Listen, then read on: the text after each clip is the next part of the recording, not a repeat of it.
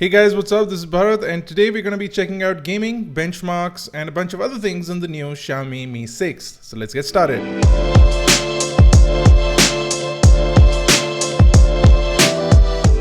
So while it's been a while since the Xiaomi Mi 6 has been launched in China, there seems to be no particular date or scenes of availability of the Mi 6 in other markets, including India, where a lot of people are waiting for this phone, but it looks like Xiaomi may not end up launching this phone in India due to their inability to launch it at a really good price. So the place that I bought the phone from is currently selling the Chinese variant of the Mi 6, on which you can turn the language into English and you can install Google Apps for a discounted price of $479, presently at a 20% discount. This sale will end in 6 days, so make sure to check out the link in the description below in case you're interested in checking this phone out. They're also selling other Xiaomi phones on sale, so I'll drop a link in the description below to their sale page as well. Now coming back to the phone itself, the phone runs a Qualcomm Snapdragon 835. The variant that I have has 6GB of RAM along with 128GB of storage, making this a really impressive phone. I have it in the black color over here. And if you talk about some of the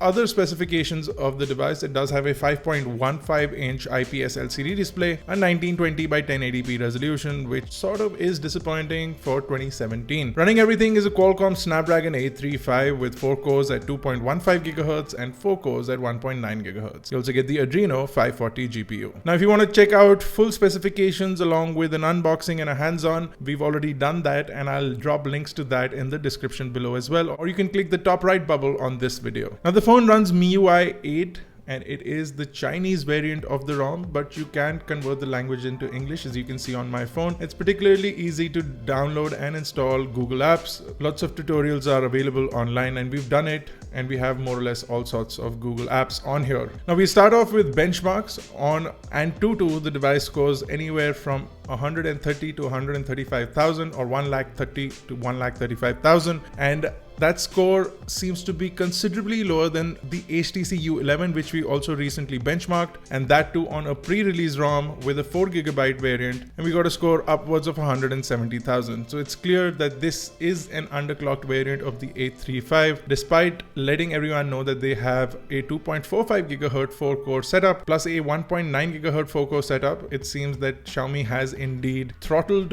the overall performance of the CPU. That's why we're getting such low benchmark scores, in fact lower than devices like the OnePlus 3 and the OnePlus 3T that run last year's hardware and not the 835 chipset. We got similar results from Geekbench as well. In the single core and the multi-core, the scores were lower than some of the devices that have previous generation hardware. Now, as far as gaming is concerned, we managed to play all sorts of games with high graphics on the device with Asphalt 8. All sorts of reflections, smoke, and animations turn out to be really good, and you get a really good gaming experience. The speaker on the phone is also extremely loud, so you'll thoroughly enjoy gaming on this device. So that definitely is a plus point.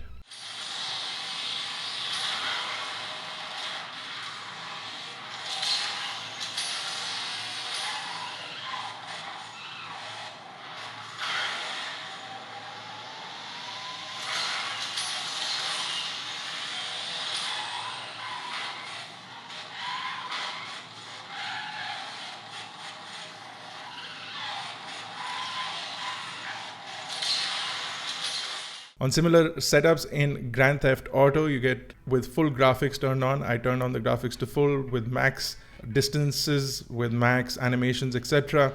The device seems to do a pretty good job, except for the glitches in the game itself, which don't seem to work really well with the 835 chipset, and that is something that probably Rockstar Games needs to fix. Now, whether you're playing arcade games or high-end games, it seems that despite a throttled 835 chipset in there, the phone will manage to do a pretty fantastic job, and hence gaming and for extreme multimedia use, you'll have no issues with the Xiaomi Mi 6.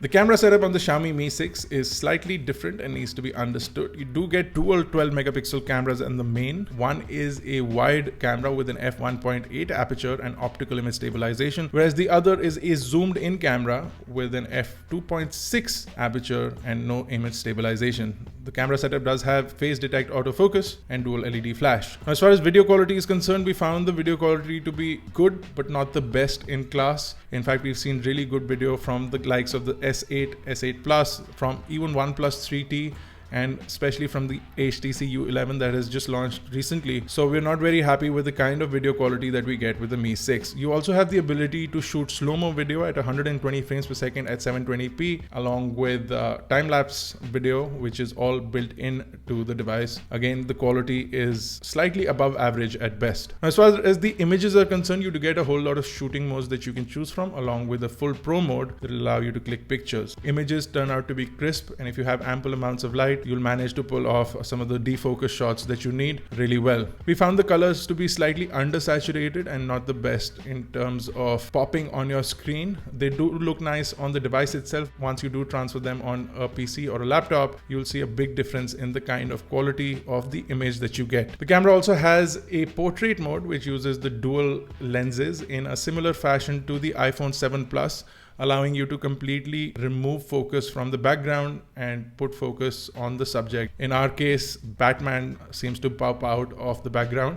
It does a pretty good job of isolating your subject if you have good amounts of light, and if you're shooting basically this image in the day, you'll get a really good output, as you can see right now. The camera is pretty good for the kind of setup that we have, but it could have been a lot better. The image processing seems to be not completely done properly, and possibly in the global ROM they'll manage to fix out some of the things, including the video quality and the undersaturated images, and we'll probably get to see a better result of that. All in all, while the Mi 6 is a pretty fantastic device with all the best specifications, it seems that Xiaomi has pulled back in certain areas, including only putting in a full HD display and lowering the processing capabilities of the Qualcomm Snapdragon 835. And then obviously it seems that the camera is not the best camera that you can get. It seems to be subpar, at least at the moment. It could be a software thing, but we might see a better result when a global variant of the phone has launched and a global ROM of the device is available. If you have any questions or queries, you can drop them in the comment section below. We're going to be doing a full review of the device shortly, so you can stay tuned for that. Do check us out on iGyan.in, catch us on Facebook, Twitter, Google+. This is me, Bharat Nagpal. Thank you guys for watching. I'll see you in the next one.